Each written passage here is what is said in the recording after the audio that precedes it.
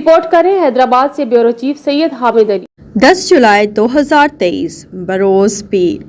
پاکستان میں انسانی فلاح و بہبود کے حوالے سے سرگرم عمل فضا انٹرنیشنل آرگنائزیشن کے لیے درپیش مشکلات کے باوجود ایک عہد ساز تاریخی دن پاکستان کے شہر حیدرآباد سندھ کے مشہور و معروف سماجی شخصیت یوتھ ویلفیئر سوسائٹی کے بانی اور جنرل سیکرٹری سینئر سماجی رہنما سید فہیم الدین کو ان کی تنظیم یوتھ ویلفیئر سوسائٹی کی جانب سے معاشرے میں غریب انسانیت کی فلاح و بہبود اور معاشرتی مسائل کے حل کے حوالے سے خصوصی کردار ادا کرنے پر یوتھ ویلفیئر سوسائٹی کی شاندار خدمات کے اعتراف میں حیدرآباد پریس کلب آڈیٹوریم میں منعقد ہونے والی ایک تقریب کے دوران معروف فلاحی تنظیم فضا انٹرنیشنل آرگنائزیشن کی جانب سے ایوارڈ سے نوازا گیا۔